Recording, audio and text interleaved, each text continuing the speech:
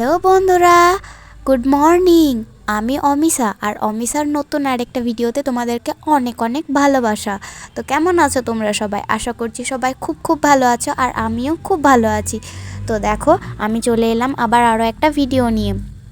আমি জানি যে আমি ভিডিও দিতে অনেক লেট করছি, কিন্তু কি করব বলো, আবার মাঝে কিছুদিন ভিডিও দেওয়া হলো না, কারণ আমার দিদা এসেছিলো। আর দিদা এসেছিলো তাই দিদা আসার আনন্দতে আমি ভুলেই গেছিলাম যে আমাকে ভিডিও করতে হবে।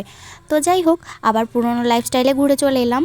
তো দেখো, তারপর আমি এখন প্রথমেই আগে ভাতটা চাপিয়ে নিয়েছি, কারণ আমার জলখাবার খেতে অনেক দেরি হয়ে যাচ্ছে। সেই জন্য আমি আগে কাঁচা কাপড় পরে ভাতটা চাপিয়ে দিয়েছি। তারপর আমি এখন আমার বিছানাটাকে গুছিয়ে নিচ্ছি, আর বিছানাটাকে গুছিয়ে নিলে ঘরটাও দেখতে একটু সুন্দর হয়ে যাবে, তাই না?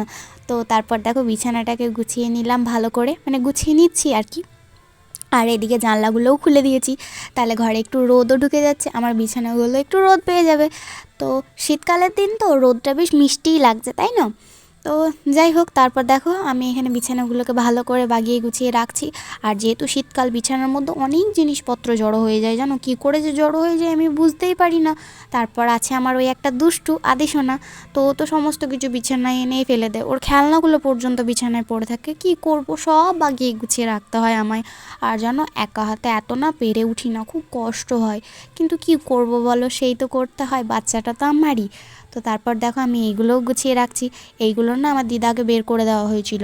আসলে দিদা তো খাটের মধ্যে শুতে পারে না, দিদা নিচে শুচ্ছিল, সেই জন্য এইগুলো সব দিদাকে নিচেতে পেড়ে দিচ্ছিলাম।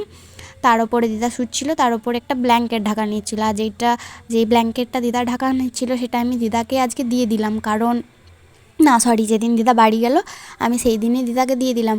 কারণ দিদার না একটাও ব্ল্যাঙ্কেট নেই, দিদার ওই মোটা মোটা কাঁথা, কাপড়ের কাঁথাগুলো, তো ওইগুলো দিদা বলছিল প্রচণ্ড ভারী।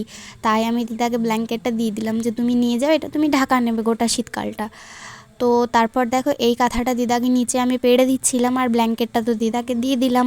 যাই হোক, আমার খুব ভালো লাগছে যে আমি দিদাকে আজকে কিছু দিতে পারলাম। দিদা তো অনেক কিছু দিয়ে থুয়ে বড় করেছে আমাদেরকে, কোনোদিনও দিদাকে কিচ্ছু দিতে পারিনি। আজকে এই প্রথম দিদাকে কিছু দিয়ে আমার মনটা খুব ভালো, জানো।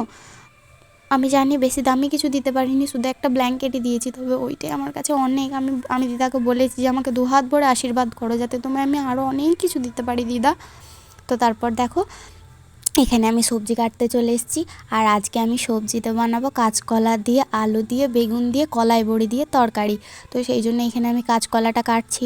আর জানি আমি ক্যামেরাটা না আমি ভালো করে সেট করতে পারিনি, ওই জন্য ভিডিওটা ভালো আসেনি। আর আমার ক্যামেরাটা একটু খারাপ, সেই জন্য ভিডিওটা এরকম আসছে। যাই হোক, তোমরা অ্যাডজাস্ট করে নিও। তো তারপর দেখো, আমি এখানে ছাদে এসেছি, আমার স্নান করাও হয়ে গেছে, সবজি কাটার পর আমি স্নান করে নিয়েছিলাম। আর ছাদে আজকে কত সুন্দর রোদ দিয়েছে, তাই না? তো তারপর আমি এখানে ধোয়া কাচা জামা কাপড়গুলো আমি সব মিলে দিলাম, আর তারপর তোমাদেরকে একটু দেখিয়ে দিলাম কত সুন্দর রোদ দিয়েছে। তো তারপর দেখো, এখানে আমি নিচে চলে এলাম, আর তারপর আমি একটু স্কিন কেয়ার করে নিচ্ছি, কারণ আমি রোদে চলে গেছিলাম স্কিন কেয়ার না করেই। তো আবার নিচে এসে আমি কোল্ড ক্রিম অ্যাপ্লাই করছি স্কিনে, কারণ শীতকাল তো স্কিনটা প্রচণ্ড রুক্ষ শুষ্ক হয়ে যাচ্ছে, আর খুব মানে স্কিনগুলো ফেটে যাচ্ছে, ঠোঁট ফেটে যাচ্ছে, খুব অসুবিধা হচ্ছে। তাই আমি প্রথমেই আগে স্নান করে এই কোল্ড ক্রিমটা ইউজ করি, তারপর যেখানে যা করবার করি। তো তারপর কোল্ড ক্রিমটা ইউজ করার পর আমি একটু সানস্ক্রিমও অ্যাপ্লাই করছি স্কিনে। আমি এটা ডেলি বেসিসে ইউজ করি, আর সবাই কিন্তু সানস্ক্রিম ইউজ করবে স্কিনে। তো তারপর দেখো, আমি এখানে ভালো করে স্কিন কেয়ারটা করে নিচ্ছি। আর এইদিকে না ক্যামেরাটা ভালো করে সেট করতে পারিনি, ওই জন্য ভিডিওটা কেমন কেমন জানি আসছে। আমি তো তারপর ভিডিও এডিট করার সময় দেখতে পেলাম। তো তারপর দেখো, আমি সিঁদুরটাও পরে নিলাম একটু ভালো করে। আর এখনও অবধি আমার কিছু খাওয়া হয়নি, কারণ আমি এখনও অবধি পুজো করিনি। আর এবার দেখো, ঠাকুরকে পুজো করে নেবো, আর ঠাকুরকে পুজো করার পর আমি খাবার খাবো। খাবার খাওয়ার আগেও আমাকে এখনও রান্না বান্নাগুলো করতে হবে। তো ভাবছি তরকারিটা আগে চাপাবো, তারপর আমি খাবার খাবো, তাহলে তরকারিটাও একদিকে হবে আর আমার খাওয়াও হয়ে যাবে একদিকে। যেহেতু 1 ঘন্টার মধ্যে আমাকে সমস্ত কাজ করতে হবে, 1 ঘন্টা পরই আমার আদিসোনা চলে আসবে ওই বাড়ি থেকে। ও আসলে গেছে ওই বাড়ি ওদের ঠাকুমাদের কাছে। তো ওর ঠাকুমারা ওকে 1 ঘন্টা রাখতে বলা হয়েছে ওকে। তো 1 ঘন্টা পর ও চলে আসবে আশা করি। তো 1 ঘন্টার মধ্যে আমাকে যেহেতু সব কাজ করে নিতে হবে, তো তার জন্য ভাবছি সব কিছু তো রেডি করাই আছে, তরকারিটা চাপিয়ে তারপর আমি খেতে বসবো। তো আপাতত পুজোটা করে নিই। তো পুজোটা করার পর আমার না খুব খিদে পেয়েছে। পুজোটা করার পর ভাবছি কিছু খেয়ে নেবো। তো তারপর দেখো আমি না খিদেতে থাকতে পারি না, তাই আমি দুটো বিস্কুট দিয়ে একটু জল খেয়ে নিলাম। তারপর আমি এখানে তরকারিটা চাপাবো, আর তরকারি চাপানোর পর আমি খেয়ে নেবো, ওই তো বললাম। তো এদিকে দেখো একটা ডিম সিদ্ধ হতে চাপিয়ে দিয়েছি, আর ওইদিকে না তরকারিটাও হচ্ছিলো, তোমাদেরকে দেখানো হয়নি। তো তাই এদিকে ডিম সিদ্ধটা হতে থাক, আর ডিম সিদ্ধ আলু সিদ্ধ দিয়ে আমি এখানে ভাতটা খেয়ে নিলাম। আর তা করতে করতেই এইদিকে আমার আদিসোনাও চলে এসছে।